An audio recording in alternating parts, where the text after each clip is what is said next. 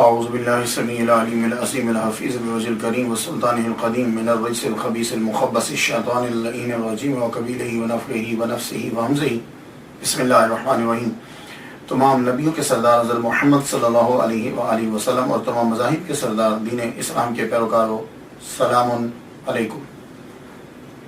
آج کی گفتگو 22ویں قسط میں داخل ہوئی۔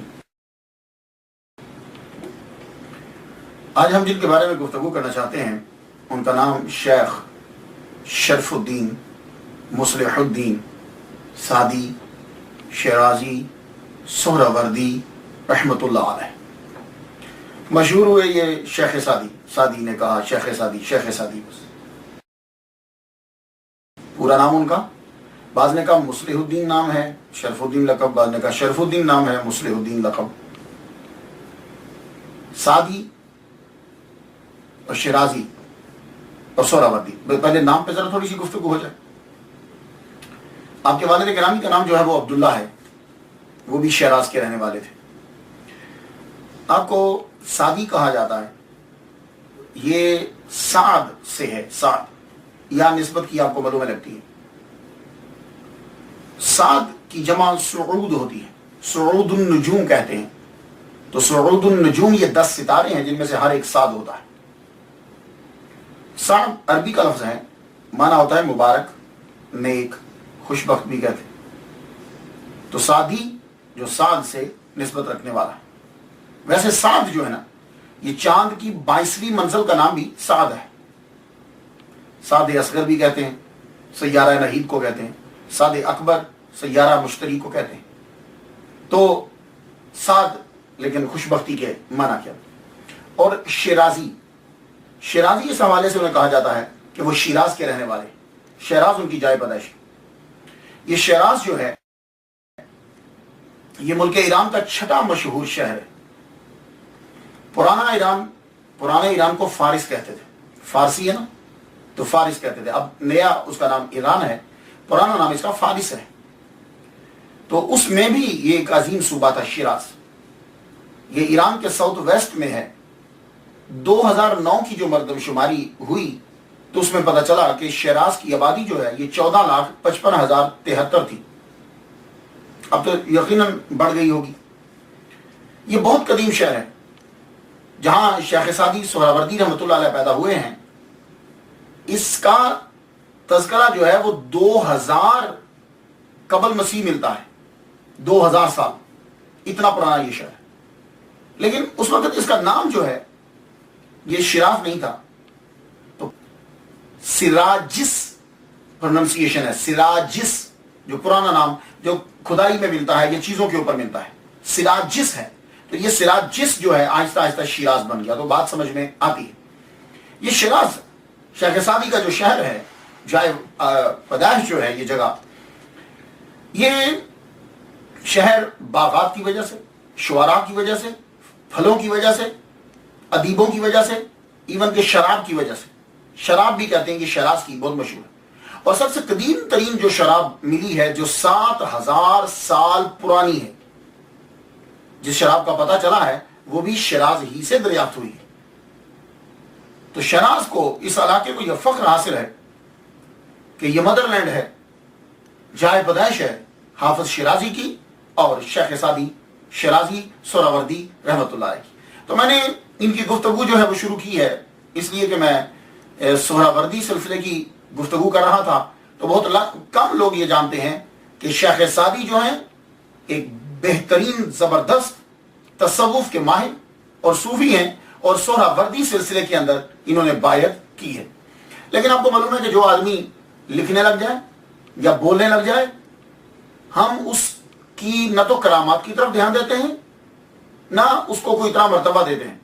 ہاں، جو آدمی یہ چیزیں ساری چھوڑ کر جنگل میں بیٹھ جاتا ہے، ہم لوگوں کا زیادہ تر دھیان جو ہے اس کی طرف ہو جاتا ہے۔ شیخ سعدی رحمۃ اللہ علیہ نے زیادہ تر زندگی کے اندر لکھنا اور تقاریر اس کے اندر لگایا، تو ہم ایسے لوگوں کو مولوی سمجھتے ہیں، لے کر نہیں۔ میرے نزدیک شیخ سعدی رحمۃ اللہ علیہ سہروردیہ سلسلے کو آگے بڑھانے والے اور شیخ شہاب الدین عمر سہروردی رحمۃ اللہ علیہ کی عوارف المعارف کو شاعری میں ڈھال کر اور اس کے رنگ میں ڈبو کر کلام لکھ کر دنیا کو دینے والے یہ عظیم سہروردی سلسلے کے سپوت ہیں۔ ولادت آپ کی 1184 عیسوی میں ہے اور وصال آپ کا 1283 عیسوی میں ہے۔ کل عمر آپ کی 99 سال بنتی ہے۔ کئیوں نے کہا یہ کہ آپ 108 سال جیے، کئیوں نے کہا کہ آپ 120 سال جیے، لیکن کم از کم جو ہے 99 سال کے قریب تو آپ کی عمر جو ہے وہ بنتی ہے۔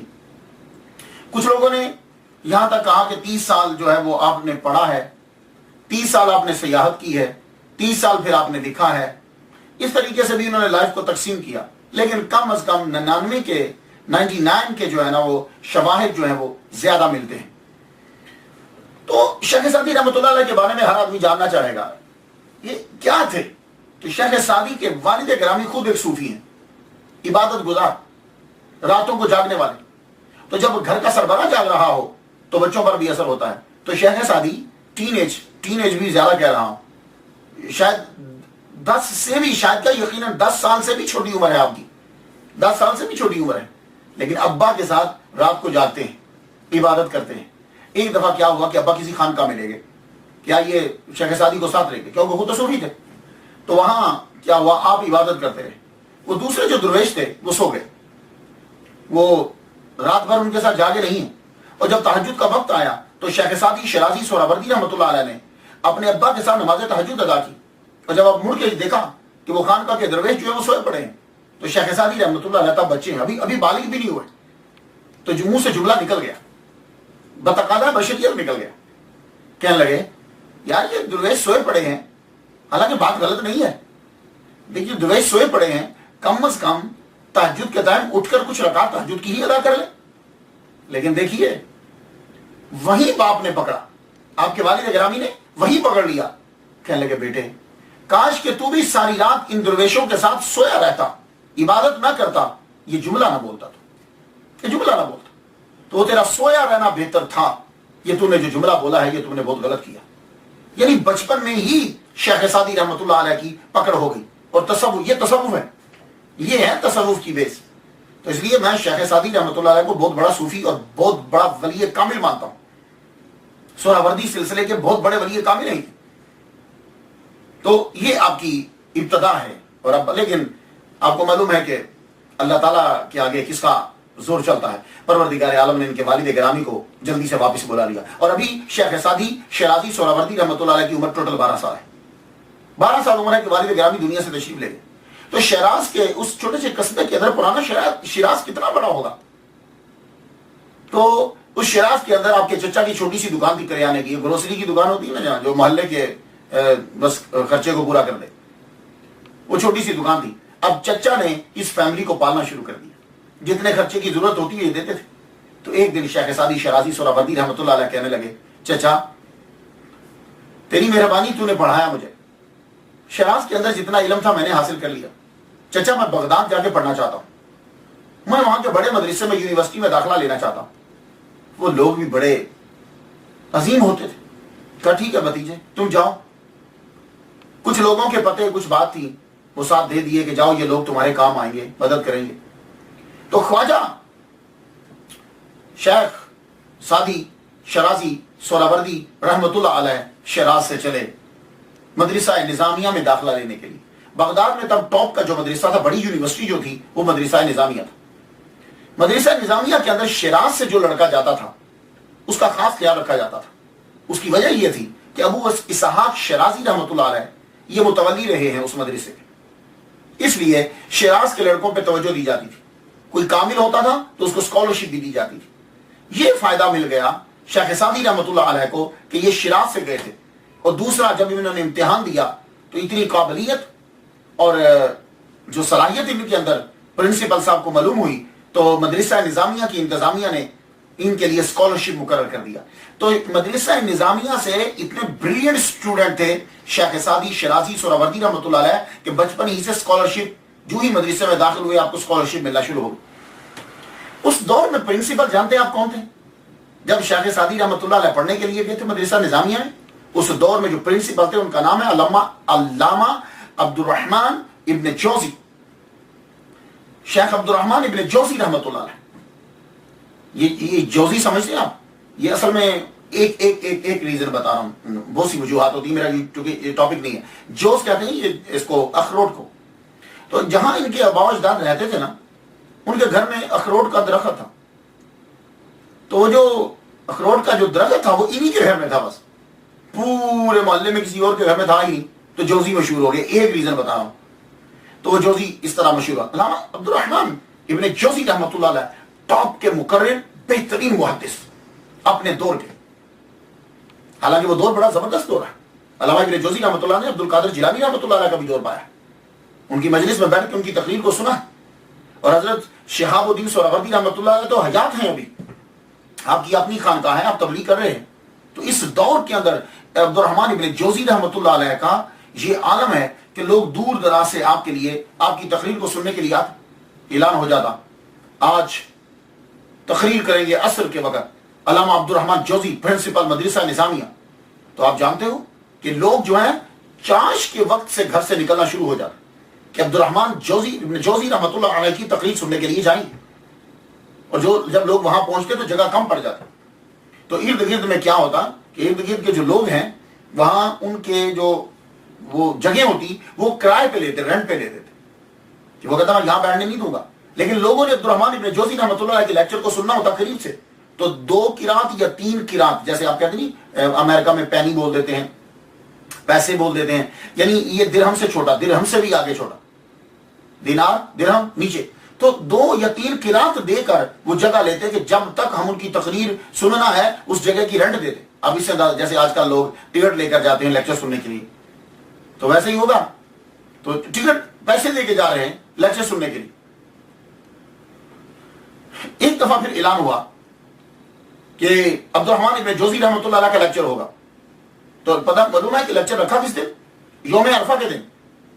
اور یوم عرفہ کو آپ کو معلوم ہے کہ لوگ روزہ رکھتے ہیں. یوم عرفہ جانتے ہیں؟ یوم عرفہ نامی ذراج کو بولتے ہیں. اس دن لوگ روزہ رکھتے ہیں. لوگوں نے روزہ رکھا ہوا اور آپ کا لیکچر تھا. لوگ گرمی کے اندر بیٹھے، پنکھے کرائے پہ ملے، پنکھے کرائے پہ ملے، اور لوگ روزے کے باوجود آپ کا لیکچر گرمی کے اندر بیٹھ کے آپ کا لیکچر سن رہے ہیں. پھر ایک دفعہ ہوا کہ حربیہ والوں نے یہ سوچا کہ لیکچر رات کو کروانا چاہیے. لوگ رات کے وقت لیکچر ہوا. آپ جانتے ہیں کہ کتنے بندوں نے شرکت کی؟ 3 لاکھ آدمیوں نے حربیہ کے اندر جب لیکچر آپ کا ہوا 3 لاکھ آدمیوں نے لیکچر میں شرکت کی اور لوگ شمع ہاتھ میں لے کر گئے. اللہ اکبر جل شانہ. تو میں بتانا یہ چاہتا تھا کہ یہ اتنا ٹاپ کا آدمی، زبردست آدمی کہ جس دور میں حال ہی میں عبد القادر جیلانی رحمۃ اللہ علیہ اور شیخ شہاب الدین سہروردی رحمۃ اللہ علیہ ہیں، اسی میں یہ پرنسپل ہیں مدرسہ نظامیہ کے، اور استاد ہیں شیخ سعدی شیرازی سہروردی رحمۃ اللہ علیہ. اور یہ اللہ کا بڑا کرم ہے. اگر شاگرد کے اوپر اتنے قابل استاد کی نظر ہو جائے یہ بڑا اللہ کا کرم ہوتا ہے. تو علامہ عبد الرحمن ابن جوزی رحمۃ اللہ کی خاص نظر تھی شیخ سعدی شیرازی رحمۃ اللہ علیہ پہ. اس کا اندازہ میں آپ کو مثال دیتا ہوں. دیکھیے ٹاپک کو بڑھا تو سکتے نہیں ہیں، بس ایک ایک مثال دے کے آگے گزرنا ہوتا ہے. شیخ سعدی زبردست مقرر تھے، بچپن ہی سے جملے نکلتے تھے آپ کے منہ سے. تو تقریر کرتے تھے بڑی غضب کی، جملے بڑے بولتے تھے بڑے غضب کے. تو مدرسہ میں مشہور ہو گئے. مدرسہ میں مشہور ہوئے تو جو لڑکے تھے وہ حسد کرنے لگے. آپ نے جا کر علامہ عبد الرحمن ابن جوزی رحمۃ اللہ سے شکایت لگائی، حضور یہ لڑکے جو ہے یہ حسد کرتے ہیں، مجھے تنگ کرتے ہیں. تو معلوم ہے استاد نے کیا، استاد بھی صوفی ہے، استاد بھی صوفی. حالانکہ بات غلط نہیں ہے، ظاہر ہے جب لڑکے آپ کو تنگ کریں گے تو آپ کو پرنسپل کو شکایت لگانا ہے. لیکن دیکھیے کہ ان کی تربیت کس طرح ہو رہی ہے، بالکل تصوف کے رنگ میں. آپ نے فرمایا تم دونوں غلط کر رہے ہو، یعنی تم دونوں جو ہو وہ غلط کر رہے. وہ کس طرح؟ اس طرح تم غلط کر رہے ہو کہ وہ حسد کر کے خود کو تباہ کر رہے ہیں اور تو ان کی غیبت کر کے خود کو تباہ کر رہا ہے. پھر شیخ سعدی شیرازی رحمۃ اللہ علیہ نے وہاں رہ کر عربی ادب، تاریخ، اصول، قرآن و حدیث مکمل پڑھا. 30 سال تک جو ہے وہ آپ وہاں رہے. آپ کی تربیت بالکل تصوف کے رنگ پہ. شیخ سعدی رحمۃ اللہ علیہ کی طبیعت ذرا شاعرانہ تھی کچھ. تو شاعرانہ طبیعت آپ کو معلوم ہے جب ہوتی ہے تو آدمی کا دل کرتا ہے سماع سننے کو، کہ جو لوگ شاعری کرتے ہیں انہیں سنیں. ابتدا کے اندر آدمی کا بڑا من چاہتا ہے، وہ خود شاعری کرتا ہے تو دوسروں کو بھی سنے گا. تو شیخ سعدی رحمۃ اللہ علیہ جو ہے ان کا بڑا من کرتا تھا قوالوں کو سننے کا، بہت سنتے تھے قوالوں کو، سما بہت سنتے تھے. یہ طالب علمی کے دور کی بات کر رہا ہوں. علامہ عبد الرحمن ابن جوزی رحمۃ اللہ بہت روکتے ان کو، کہتے سما مت سنا کرو، تو یہ باز نہ آتے. تو دل کرتا تھا کہ میں دوسروں کا کلام سنوں، اور دوسروں کا کلام سننے کے لیے بہترین ذریعہ جو ہے وہ قوال رکھتے تھے، کیونکہ قوال اس دور میں قوال جو ہیں وہ لوگوں کا کلام یاد کر کے لوگوں کو دوسروں کو سناتے تھے. ایک مرتبہ آپ ایک قوال کی قوالی سننے کے لیے بیٹھے، اور وہ قوال جو تھا اس کی آواز اور اس کی صورت دونوں کے شروع میں بد لگتا تھا، بد صورت تھا اور آواز بھی بھدی تھی. وہ جب آپ اس کی قوالی سن کے اٹھے تو آپ نے اپنا امامہ اتار کے اس کو دے دیا، اور کچھ درہم بھی اسے دے دی. کسی نے پوچھا ایسا کیوں کیا آپ نے؟ کہنے لگے یہ اس کی کرامت کی وجہ سے اسے دے رہا ہوں. کہا تو اس کی کرامت کیا ہے؟ فرما لگے میرے استاد محترم مجھے جو ہے وہ روکا کرتے تھے، کہتے تھے کہ تو سما نہ سنا کر. تو استاد کی نصیحت جو نہ کر سکی، اس کی بری آواز نے جو ہے وہ کام کر دکھایا. میں آج سے سما سے میں توبہ کرتا ہوں، اور اس کی جو لعنت داؤدی نے جو کام کیا ہے بس وہ اس کی وجہ سے میں اس کو اپنا امامہ اور درہم جو ہے وہ میں دے رہا ہوں. سعدی رحمۃ اللہ علیہ علم حاصل کرنے کے بعد آپ نے سہروردیہ سلسلے میں بیعت بھی کی. آپ جب وہاں موجود ہیں اسی دور میں شہاب الدین سہروردی رحمۃ اللہ علیہ بھی وہی ہیں. ان کی خانقاہ دریا کے کنارے، لوگ ان کے پاس بھی جاتے، اور آپ کا شعرا ہے. عبد القادر جیلانی رحمۃ اللہ علیہ کی یہ دعا ہے، اور ان کی دعا کی وجہ سے آپ مشہور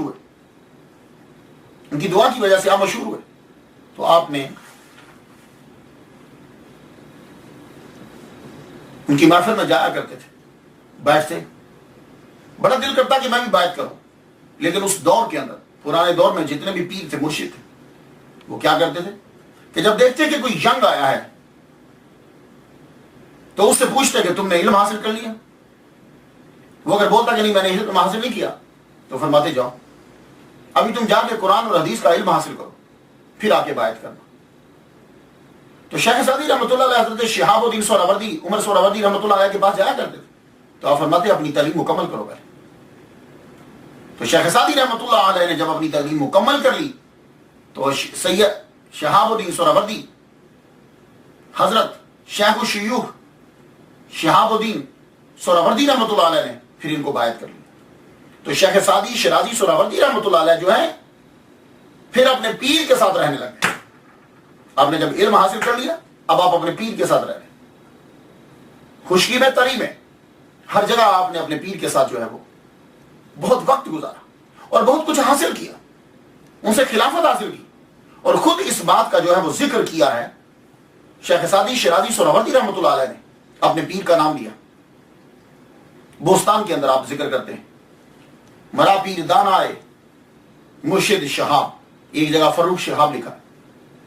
دو اندر از فرمود بر روئے آپ، یکے آن کے برخیش خود بیم مباش، دوئم آن کے بر غیر بد بیم مباش. دو نصائح مجھے میرے پیر شہاب الدین نے کی، اور وہ کس وقت کی؟ جب میں کشتی میں ان کے ساتھ جا رہا تھا. انہوں نے دو نصائح کی. پہلی تو یہ نصیحت کی کہ کبھی خود بی نہ بنو، خود بی نہ بنو، اپنی اچھائیوں کے اوپر نظر نہیں رکھو اور نہ ہی اپنی اچھائیاں بیان کرو. اور دوسری یہ تھی کہ بد بی نہ بنو، لوگوں کی برائیاں بیان نہ کرو. تو اس سے معلوم ہوا کہ شیخ سعدی شرازی رحمۃ اللہ علیہ سہروردی ہیں. سیاحت کے لیے نکلے، 30 سال کے قریب آپ نے سیاحت جو ہے وہ کر ڈالی. رشیا تک گئے، چائنا تک پھرے، ہندوستان تک، پاکستان کے علاقے ملتان، یہاں تک. یہ سارے علاقے جو ہے وہ تقریباً آپ پھر کے گئے. 30 سال آپ کو لگ گئے. شام میں، عراق میں، بیت المقدس میں، دمشق، بہت سے علاقوں کے اندر آپ نے جو ہے وہ سفر کی. اور اس سفر کے دوران آپ قید بھی ہوئے. اور سب سے پہلے آپ نے اپنی سیاحت کا آغاز مکہ مدینہ سے کیا. جب آپ پڑھ لیا، آپ نے بیعت خلافت لے لی، اس کے بعد آپ نے سفر کا آغاز جو کیا وہ حج سے کیا. سب سے پہلے مکہ گئے، پھر مدینہ گئے، پھر چل سو چل شیخ سعد الدین پھر 30 سال تک پھر رکے نہیں ہیں، پھر سفر پہ سفر، سفر پہ سفر، اور کبھی آپ کو پناہ گزینوں کے کیمپ میں رہنا پڑتا، اور کبھی آپ قید ہو جاتے۔ تقریباً ایک مرتبہ تو آپ 7 سال مسلسل قید رہے، اور قید بھی صرف قید نہیں، قید میں مشقت۔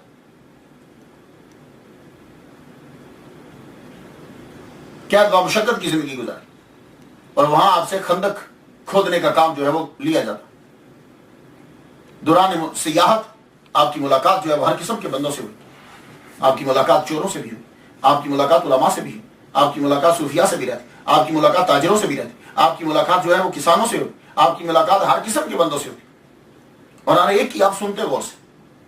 اور پھر ایک بات اور بتا دوں کہ دوران سیاحت صرف اتنا ہی نہیں ہے کہ آپ لوگوں سے ملتے رہتے تھے، نہیں، بڑی بڑی محفلوں کو آپ نے اٹینڈ کیا، بڑے بڑے جلسے ہوتے تھے، ان جلسوں میں جا کے شیخ سعدی رحمۃ اللہ علیہ بیٹھتے، اور جو مسئلہ تمام مولویوں سے حل نہیں ہوتا تھا شیخ سعدی رحمۃ اللہ کھڑے ہو کے حل کرتے، وہ لوگ حیران رہ جاتے کہ پھٹے ہوئے کپڑے ہیں، یہ غریب سا آدمی یہ اتنی بڑی علمی گفتگو کیسے کر رہا، لیکن انہیں معلوم نہیں ہوتا کہ اس کے اوپر نظر ہے، یہ فیض کہاں سے لے کر آئے ہیں۔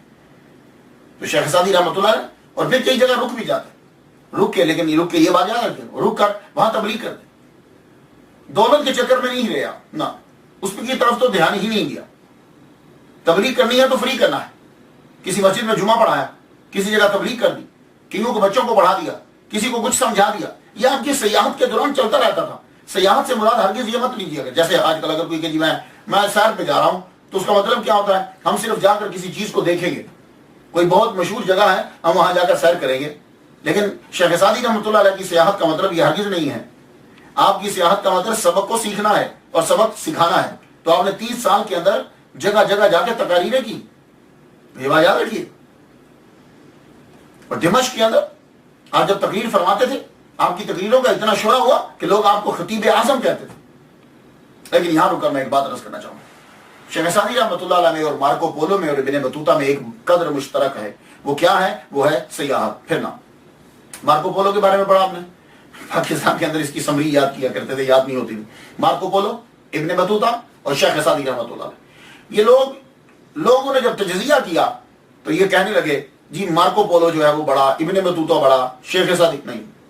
میرے نزدیک مارکو پولو سے اور ابن بطوطہ دونوں سے شیخ سعدی رحمۃ اللہ علیہ عظیم ہے۔ مارکو پولو جو ہے 1254 میں شیخ سعدی کے 54 سال بعد پیدا ہوا ہے، شیخ سعدی رحمۃ اللہ علیہ کے 54 سال بعد پیدا ہوا ہے۔ ابن بطوطہ 1304 عیسوی میں شیخ سعدی رحمۃ اللہ کے 104 سال بعد پیدا ہوا ہے ابن بطوطہ۔ اب آپ خود اندازہ لگا لیں کہ ان دونوں کو کتنی فیسلٹیز اور کتنی آسانیاں جو ہے وہ ملی، اور شیخ سعدی رحمۃ اللہ علیہ جو ہے، ابھی مارکو پولو کو دیکھ لو، اب مارکو پولو جو ہے اس کا باپ اور چچا دونوں تاجر ہیں، نائکولو اور میتھیو، دونوں کے دونوں چچا اس کا باپ اور چچا دونوں تاجر، تو کتنی آسانی ہے، اگر کسی جگہ پکڑا بھی گیا تو آسانی اس کے لیے زیادہ ہے۔ اور پھر تجارت کرنے کے لیے جا رہا ہے، مال بیچ رہا ہے، مال لے رہا ہے، اجازت نامے حاصل کر رہا ہے، بادشاہوں کے پاس رک رہا ہے، حکمرانوں کے پاس رک رہا ہے، کیا مشکل ہے، اور رستے میں لکھتا بھی جا رہا ہے تو کوئی بڑی بات نہیں ہے۔ اسی طرح ابن بطوطہ کا اصلی نام ابو عبداللہ محمد بن عبداللہ اللواتی، لام کے اوپر شد ہے، اللواتی، اور تنجی بن بطوطہ، ابن بطوطہ کے نام، بطوطہ کے بیٹے، ٹھیک ہے۔ یہ مراکو کے رہنے والے تھے اور مذہب ان کا مالکی تھا۔ 21 سال کی عمر میں حج کیا، حج کے لیے نکلے تو پھر 24 سال تک مراکو واپس نہیں رہے، پھر انہوں نے سفر پہ سفر۔ لیکن ایک بات آپ کو میں بتا دوں، ابن بطوطہ جو ہیں کسی جگہ قاضی رہے، کسی جگہ شاہی مہمان رہے، کسی جگہ جو ہے وہ نوکری کرتے رہے، تو ان کی بھی زندگی جو ہے وہ اچھی گزری۔ لیکن شیخ سعدی رحمۃ اللہ علیہ آپ جو چلے، ان تمام سے افضل میں انہیں سمجھتا ہوں، وہ نہ تو مارکو پولو اور ابن بطوطہ کی طرح آرام میں رہے، تکلیفیں ہوئی ان کو لیکن اتنی نہیں ہوئی۔ حضرت شیخ سعدی رحمۃ اللہ علیہ نے مسافت جو طے کی، کبھی کپڑے پھٹے تو کبھی جوتا ٹوٹا، اور کبھی تو جوتا ہے ہی نہیں پاؤں میں، ننگے پاؤں شیخ سعدی رحمۃ اللہ علیہ سفر کر رہے، اور کبھی کھانے کو نہیں تو کبھی سر چھپانے کو نہیں، پھر بھی قوم کو سچی باتیں دی۔ ابن بطوطہ کی طرح افسانے نہیں ملیں گے آپ کو۔ ابن بطوطہ ان کی تاریخ کے اندر آپ کو افسانہ نگاری بڑی ملے گی. اب میں اگر اس میں شروع ہو جاؤ تو آپ حیران ہو گے سن کے. افسانہ نگاری، کمال کی افسانہ نگار تھے ابن بطوطہ. شیخ سعدی نے ایسا نہیں کیا. شیخ سعدی کا کلام آج بھی پڑھ لیجئے. میں دعوے سے عرض کرتا ہوں، دعوے سے اللہ کے بھروسے پر، کہ آپ ان کی گلستان اور بوستان پڑھ لیجئے اور پڑھنے کے بعد اپنے اندر سمو لیجئے. دیکھیے آپ تصوف کی طرف کس طرح بڑھ جائیں. آپ کی آنکھوں سے آنسو نکل پڑے. میں نے صرف ان کی بوستان رات کے وقت آخری 3 پیجز پڑھے ہیں. میں روتا رہا. آخری جس میں وہ مناجات کرتے ہیں. آپ بھی پڑھیے، فارسی میں ہے، اردو کا ترجمہ بھی ہو چکا ہے لیکن فارسی میں مزہ آتا ہے. تو ابن بطوطہ کی طرح افسانہ نہیں دیا، اخلاق دیا، اور کہانی کا اخلاق پہ. اور آج تک جو ہے وہ آپ کی کتاب جو ہے وہ دنیا میں کئی زبانوں میں ہو چکی ہے اور مدارس میں پڑھائی جاتی. اور شیخ سعدی رحمۃ اللہ علیہ سفر کرتے کرتے سومناتھ کے مندر میں بھی پہنچے. سومناتھ کے مندر میں جا کر بھیس بدل کے بیٹھ گئے اور آپ کے اچھے تعلقات ان کے ساتھ ہو گئے. اور جب محمود غزنوی کا حملہ کرنے کے بعد سومناتھ کے مندر کا یہ حال تھا کہ وہاں انہوں نے ایک ہاتھی کے دانت کا بت بنا لیا تھا. بعد میں وہ بت تو توڑ کے محمود غزنوی لے گئے تھے اور یہ لوگ اس کو پوجنے لگے. صبح کے وقت سب کے سب اس کے آگے پوجنے کے لیے آ جاتے اور جب اسے پوج رہے ہوتے تو وہ یوں اپنے ہاتھ اٹھا دیتا اوپر، سورے کے ساتھ کہتے لو ہماری دعا قبول ہو. شیخ سعدی رحمۃ اللہ علیہ نے کہا یار یہ کیا چکر ہے، یہ ہاتھ کیسے اٹھا دیتا ہے؟ آپ نے جب انویسٹیگیشن کی، تحقیق کی، تو پتا چلا کہ پیچھے ایک بندہ ہوتا ہے، وہ رسیوں کے ذریعے سے اس کے ہاتھ کو جو ہے وہ کنٹرول کرتا ہے. آپ کو بڑا غصہ آیا. آپ نے کہا کہ یہ شخص اپنے دین کے ساتھ بھی وفادار نہیں، یہ لوگ اپنے مذہب کے ساتھ بھی وفادار نہیں ہیں، مشرک تو ہیں ہی ہیں. آپ نے اس بندے کو قتل کر دیا. تو شیخ سعدی رحمۃ اللہ علیہ نے سومناتھ کے مندر کے اندر جو لوگوں کو دھوکہ دیتا تھا اسے قتل کیا. آپ پھر وہاں سے چل. اللہ تعالیٰ نے آپ کے کلام میں بڑی تاثیر پیدا فرمائی. یہ ان کی سب سے بڑی کرامت ہے. آپ کے کلام میں تاثیر کیسے ہوئی؟ بیت المقدس اور شام کے علاقے جو ہیں یہ بڑے بابرکت علاقے ہیں.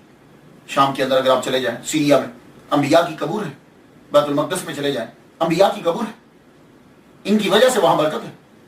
آپ بیت المقدس میں رہ کر لوگوں کو پانی پلایا کرتے تھے.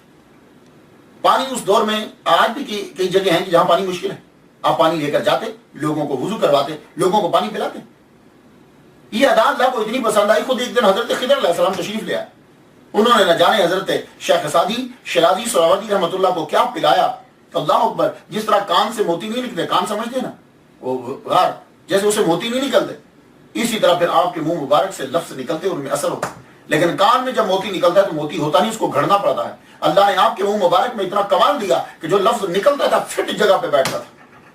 کہ آپ اس کو ہٹا کر کوئی اور لگائیں نہیں. اللہ تعالیٰ نے تاثیر پیدا کی اور اتنی تاثیر اللہ تعالیٰ نے پیدا کی. آپ کی کرامت ہے. ساری کرامتیں اس کرامت کے سامنے بالکل ہیچ. یہ بات یاد رکھیے گا. ہاں، کیونکہ باقی کرامتوں کا فائدہ ایک بندے کو ہے اور وہ کرامت اس دور میں تھی، آگے بیان نہ کی تو ختم ہوگی. شیخ سعدی شیرازی رحمۃ اللہ وہ ولی کامل ہے کہ جن کی کرامت آج تک زندہ ہے. ہاں، یہ بات یاد رکھیے. آپ کی کرامت تمام کرامتوں پر حاوی ہے اور وہ کرامت آپ کی یہ 2 کتابیں، بوستان اور گلستان،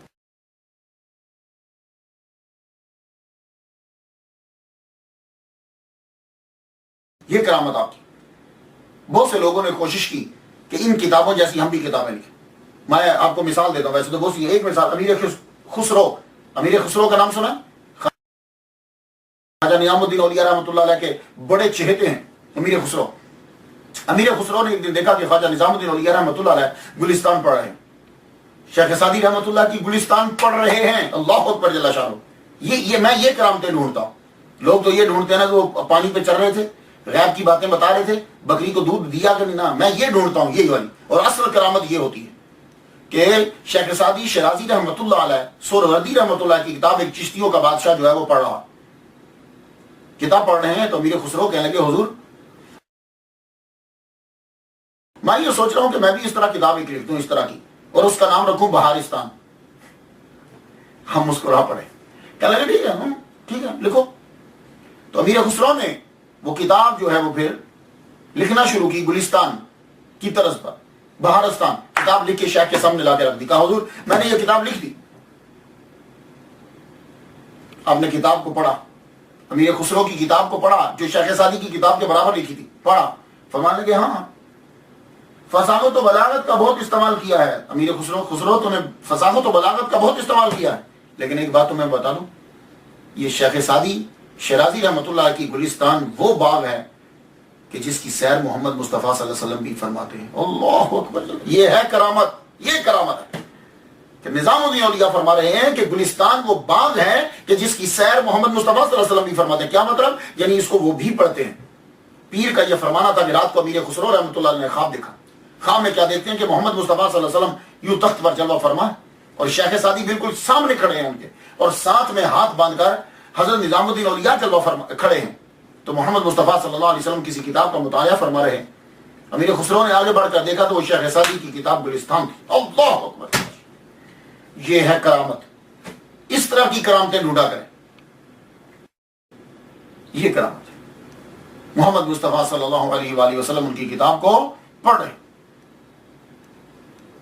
شیخ سعدی کا عقیدہ کیا تھا؟ ہم اکثر چیزیں یہ بھی نظر کرتے ہیں کہ ان کا عقیدہ کیا تھا شیخ سعدی کا. تو یہ بات یاد رکھیے, شیخ سعدی صحیح العقیدہ تھے, سنی تھے. سب سے پہلے تو صوفی تھے کیونکہ وہ شیخ الشیوخ شہاب الدین عمر سہروردی رحمۃ اللہ کے مرید اور خلیفہ. پہلی بات تو یہ یاد رکھیے گا. دوسری یہ کہ صحیح العقیدہ سنی تھے. آپ نے اگر ان کا عقیدہ پڑھنا ہو تو کریمہ, گلستان, بوستان, یہ کم از کم ترین. ویسے تو انہوں نے بہت سی کتابیں لکھی. دیوان لکھا اپنے غزلیات, اس میں 3 جلدوں پہ. تاریخ عباسیہ ہے, تاریخ بغداد 8 جلدوں میں کہتے ہیں. تصوف میں چند مسائل لکھے ہیں. قصائد عربی اور فارسی زبان میں قصیدے لکھے ہیں. جزائر افریقہ 4 جلدیں ہیں اس کی. کہتے ہیں کہ یہ بھی ان کی کتابیں ہیں. لیکن سب سے زیادہ شہرت جو ملی وہ شیخ سعدی سہروردی رحمۃ اللہ علیہ کی کتاب, یہ گلستان اور بوستان, دونوں کتابوں کو اللہ تعالیٰ نے عطا فرمایا. یہ دونوں کتابیں کرامات کا مجموعہ ہیں. وہ لوگ کہ جن کو آپ خواجہ کہتے ہیں, قطب کہتے ہیں, شیخ کہتے ہیں, آپ غوث کہتے ہیں, وہ سب ان کی کتابوں کو پڑھتے رہے. صرف ان 2 کرامتوں کو لاکھوں لوگوں نے پڑھایا, کروڑوں لوگوں نے پڑھا, لاکھوں لوگوں نے اس کو چھاپا. ان 2 کرامتوں کو, گلستان اور بوستان. گلستان نثر میں ہے, بوستان نظم میں ہے, وہ شاعری میں ہے. اب تو نیٹ کے اوپر بھی مل جاتی. جتنا یہ 2 کتابوں کو, یہ جو فارسی کی 2 کتابیں ہیں, جتنا اس کو پڑھا گیا ہے فارسی کی کسی اور کتاب کو اتنا نہیں پڑھا گیا. اور جتنا ان کو چھاپا گیا ہے شاعری کسی اور کتاب کو, فارسی کی اور کسی کتاب کو جو ہے وہ چھاپا گیا. یہ اس سہروردی ولی کامل کی کرامت ہے. اور ایک کرامت اور بتا دوں آپ کو, یہ دونوں کتابوں کو جب آپ پڑھ لیں تو شیخ سعدی رحمۃ اللہ علیہ نے موضوع کس کو بنایا؟ اخلاق اور نصیحتوں کو. اس میں آپ اخلاق بیان کرتے ہیں اور نصائح, نصیحتیں کرتے ہیں. اور سب سے بور یہ ٹاپک ہے. آپ اگر اپنے بچے کو جا کے دیکھ لیجئے, آپ اس کو کچھ اور سناتے رہیں, ایکٹیو رہے گا. جب آپ اس کو نصیحت کرنے لگ جائیں تو بور ہونے لگ جائے, آپ کی بات کی طرف بہت کم توجہ دے گا. تو اخلاقیات اور نصائح یہ انتہائی ایسا بھاری ہے کہ آدمی توجہ سے نہیں سنتا. لیکن یہ کرامت ہے شیخ سہروردی, شیخ سعدی شیرازی سہروردی رحمۃ اللہ علیہ کی کرامت ہے کہ ٹاپک آپ نے وہ بنایا کہ جس کو لوگ توجہ سے سنتے نہیں ہیں, لیکن کتابوں کے اندر وہ اللہ تعالیٰ نے اثر بھر دیا کہ دونوں کتابیں پڑھتے ہوئے آدمی بور نہیں ہوتا, آدمی کی کشش بڑھتی چلی جاتی. یہ ہے کرامت. تو اصل کرامت جن کا وہ کرنا شبد دکھانا نہیں ہے. اصل کرامت شیخ سعدی کی یہ ہے. اس لیے مولانا سعید انصاری نے یہ کہا تھا, انہوں نے یہ کہا, در شعر سہ کس پیمبرند ہر چند کے لا نبی آبادی, اب یا تو قصیدہ و غزل را فردوسی و انوری وسادی.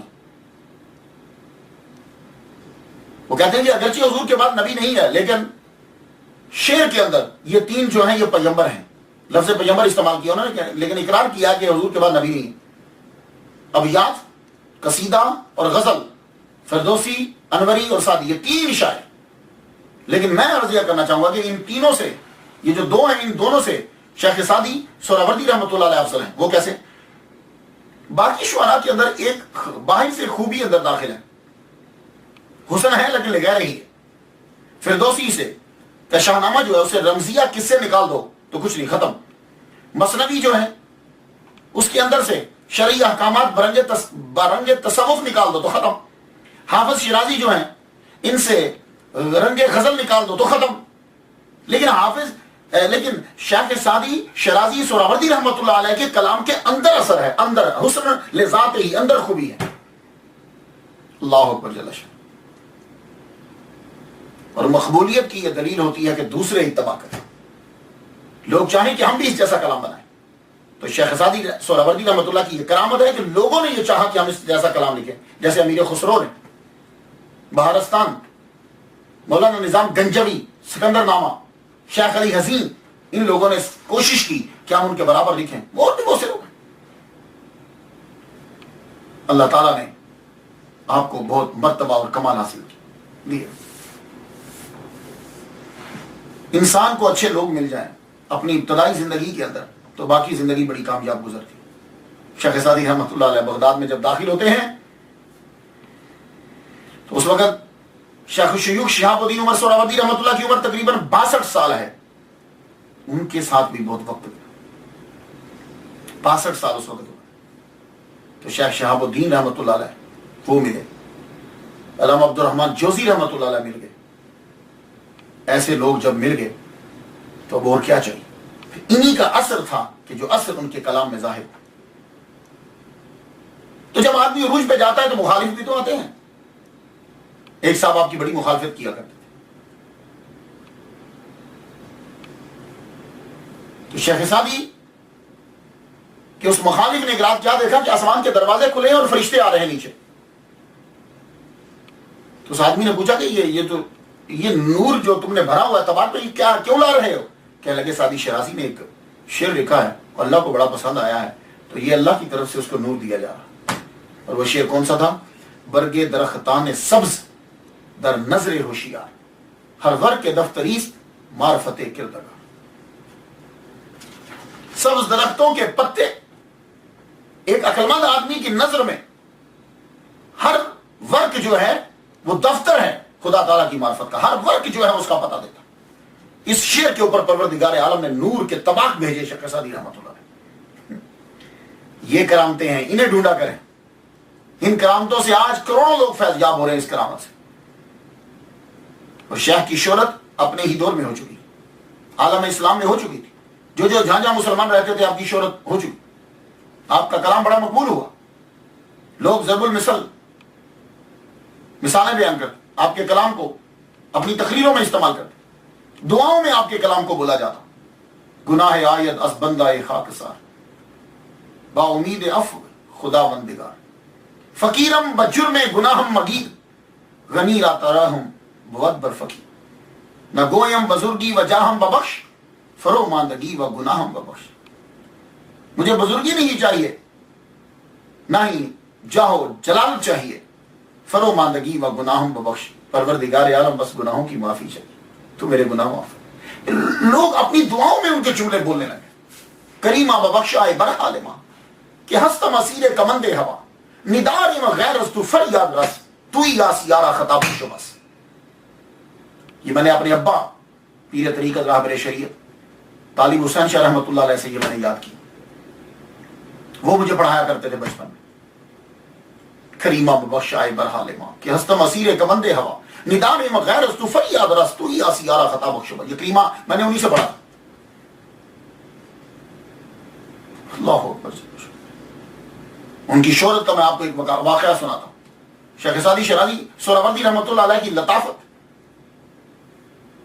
اللہ اکبر، خطابت، فصاحت و بلاغت، سلاست عبارت، اتنا چرچا. ایک مرتبہ آپ کاشغر گئے، شیراز سے کاشغر چلے گئے. کاشغر کہاں ہے؟ ابھی آپ کو کاشغر ڈھونڈنا ہو تو آپ بھی، کاشغر چائنا میں ہے، تاجکستان کے بارڈر پہ لگتا ہے. تقریباً شیراز سے 1500 کوس مائل دور اس دور میں بنتا ہوگا. آپ جامع مسجد میں تشریف لے گئے. جامع مسجد میں گئے تو ان دنوں میں خوارزم، سلطان خوارزم اور چنگیز خان دونوں کے درمیان جو ہے وہ بھی بات چیت چل رہی تھی اور جنگ ذرا تھوڑی دیر کے لیے بند ہو گئی. تو لوگوں نے یہ کہا کہ صلح ہو گئی آپس میں.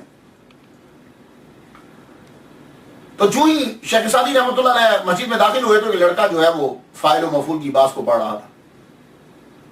تو وہ پڑھ رہا تھا ضرب زید عمرا. یہ زید اور عمر یہ لفظ جو ہے نا، علم النحو علم الصرف جب آپ پڑھیں گے تو یہ اکثر مثالوں میں یہی نام استعمال ہوتے ہیں. ضرب زید عمرا، ضرب فعل، زید فاعل، عمرا مفعول. یعنی مطلب یہ ہے کہ زید نے عمر کو مارا. آپ بڑے لطیف تھے. اس کے قریب کہنے لگے، یار وہ نہیں پہچانتا تھا، کہنے لگے بچے خوارزم، سلطان خوارزم میں اور چنگیز میں صلح ہوگی، لڑائی بند ہوگی، یہ زید نے ابھی تک لڑائی بند نہیں کی. لڑکا بڑا محسوس ہوا، کہنے لگا بابا یہاں کے لگتے نہیں ہو، کہاں سے آئے ہو؟ کہا شیراز سے آیا ہوں. لڑکا ایک دم کھڑا کہنے لگا شیراز سے آئے ہیں تو شیخ سعدی کے کوئی کلام سنائے نا. تو آپ نے برجستہ عربی کا کلام سنا دیا شعر بنا کے. کہنے لگا نہیں عربی نہیں، فارسی سنائیے، شیخ سعدی کی اپنی زبان فارسی سنائیے. آپ نے کلام سنایا تو کہنے لگا یہ تو میں نے نہیں سنا ہوا، میں تو ان کا سارا کلام جانتا ہوں. تو سنا ہوا کیسے ہوتا؟ شیخ سعدی نے اسی وقت برجستہ بنا کے تو سنایا تھا، نیا کلام تھا بالکل. کہنے لگا واہ بڑا اچھا آپ نے کلام سنایا ہے. شیخ سعدی رحمۃ اللہ نے نماز پڑھی، نماز پڑھنے کے بعد آپ تشریف لے گئے. گفتگو ہو رہی تھی کہ شیخ سعدی کاشغر میں تشریف لائے تھے اور چلے گئے. لڑکا پوچھتا کب آئے تھے؟ اور جب تحقیق کی تو معلوم ہوا کہ جو اس سے باتیں کر رہے تھے وہی شیخ سعدی ہے. لیکن کیا ہوا کہ دن سے وقت رات سے آگے دن ہو چکا. اب وہ بہت دوڑا لیکن شیخ سعدی کو وہ پا نہ سکا. لیکن مثال یہ اس لیے واقعہ سنا ہے کہ آپ کو معلوم ہو جائے کہ شیخ سعدی رحمۃ اللہ علیہ اپنی ظاہری حیات کے اندر ہی عالم اسلام میں مشہور ہو چکے تھے. رشیا تک، چائنا تک، ہندوستان تک، ملتان پاکستان تک مشہور ہو چکے. بلکہ ملتان کے حاکم نے تو کئی دفعہ بندے بھیجے کہ حضور میرے پاس آ جائیے، جتنی دولت چاہیں گے، جتنا علاقہ چاہیں گے، میں خانقاہ بنا کے دوں گا، اس کے نظر گاؤں کر دوں گا. آپ نے فرمایا نہیں، میں بوڑھا ہو چکا ہوں، اب میں اتنا سفر نہیں کر سکتا، تیرا شکریہ. شیخ سعدی رحمۃ اللہ نے شادی کی کہ نہیں کی؟ شادی زبردستی کی، خوشی سے شادی نہیں کی ہم نے. وہ کیسے کہ اکثر آپ کا طریقہ کار یہ ہوتا تھا کہ کبھی کبھی آپ شہر کو چھوڑ کر جنگل میں چلے جاتے تھے، وہاں جا کے چلا کاٹتے تھے. صوفیہ کرام کا جو طریقہ میڈیٹیشن، مراقبہ، بیٹھے رہنا، لوگوں سے ہٹ جانا. آپ دمشق میں جب تھے، حلب، تو آپ لوگوں سے ہٹ کر جنگل میں چلا کاٹ رہے.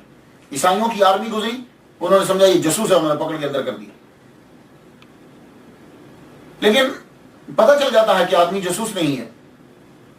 آپ اپنی عبادت میں لکھنے میں لگے رہتے. تو انہوں نے کیا کیا کہ چھوٹی سی چھوٹ دے دی. عام فوجی جہاں کام کرتے تھے وہاں شیخ سعدی کو لگا دیا.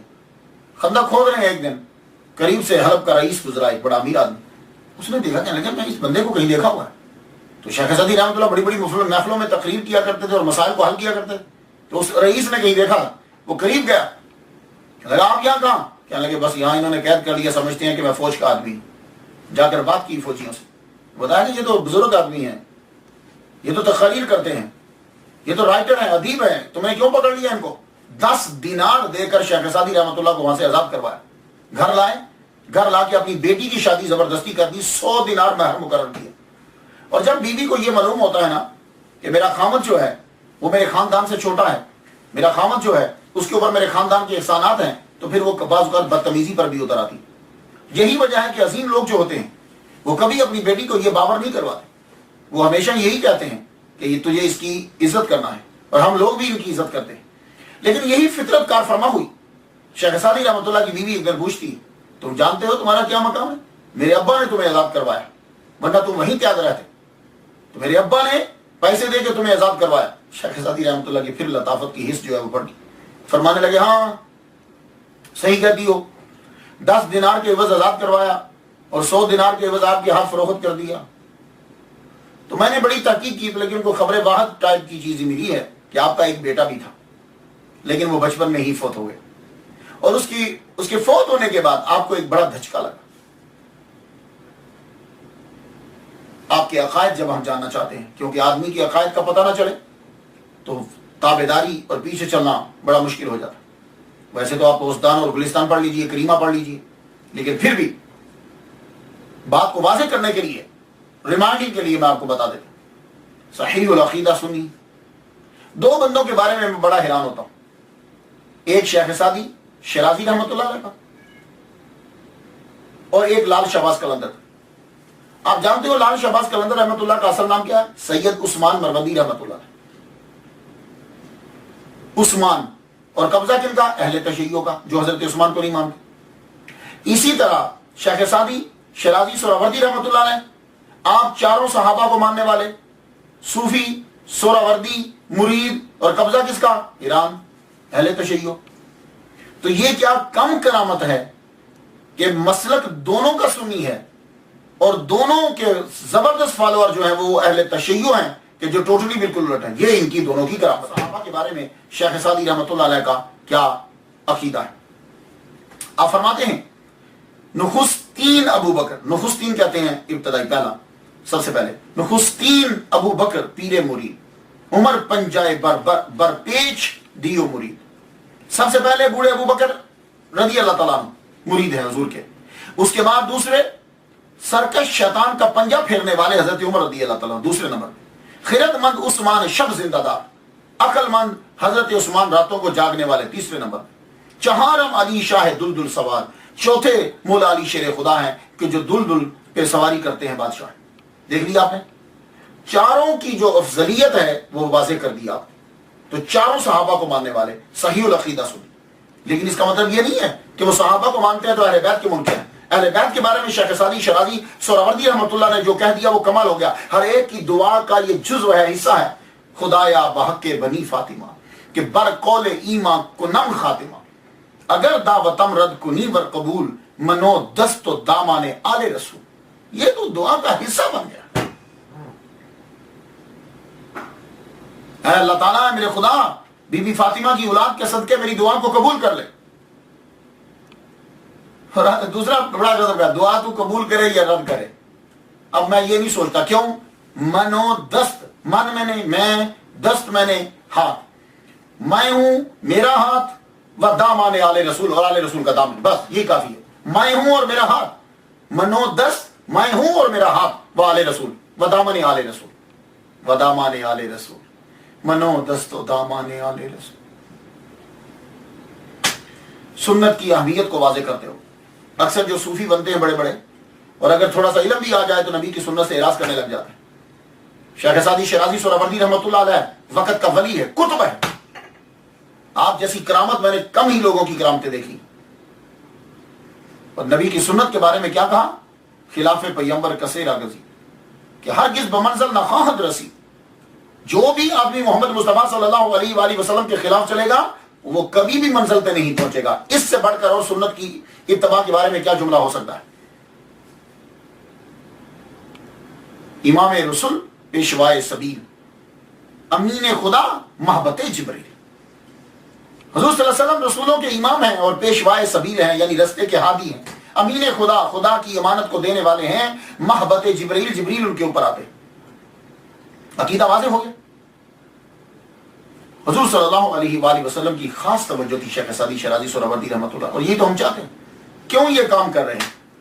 صرف اس لیے کہ سرکار کی توجہ ہم پر ہو جائے. شیخ سعدی کا جملہ، کچھ لوگوں کے جملے ایسے ہوتے ہیں کہ اللہ اکبر جل. آپ کا ایک کمال کا جملہ ہے بلغ العلا بکمالہ.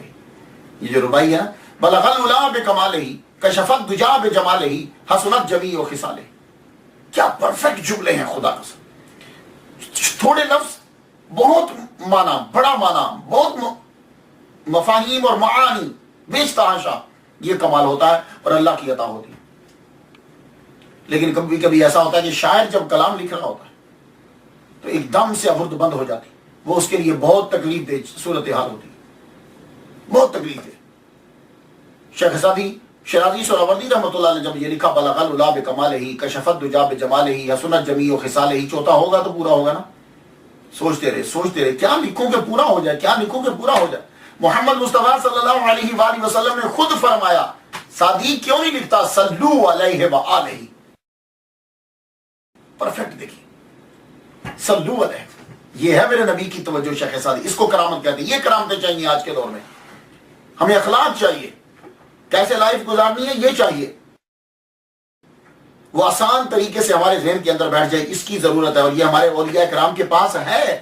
ہمیں اخلاقیات میں نقشے کو دیکھنے کی ضرورت نہیں ہے، گوٹا کو دیکھنے کی ضرورت نہیں ہے، ہمیں انگریزوں کو دیکھنے کی ضرورت نہیں ہے. ہم کوئی یتیم نہیں ہے. ہمارے پاس اولیاء کرام نے سب کچھ ہمیں دے دیا ہوا ہے.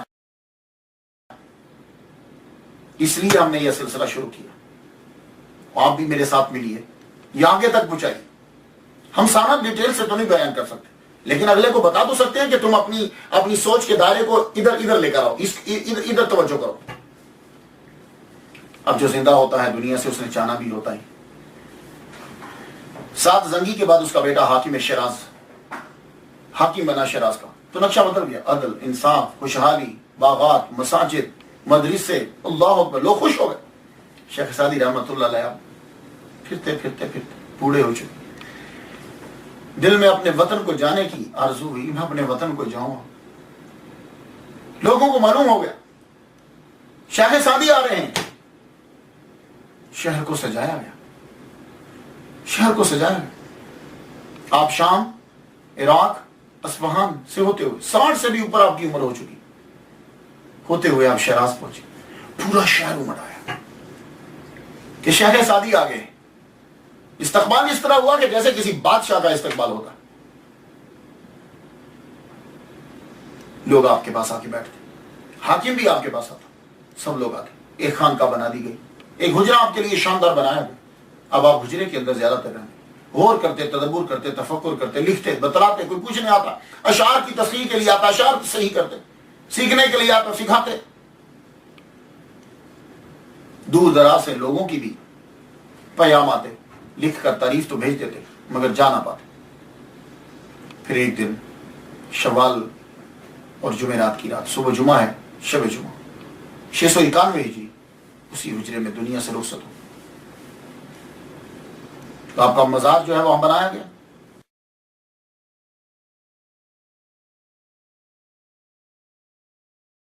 اس مقام کا نام اب سعدیہ ہے۔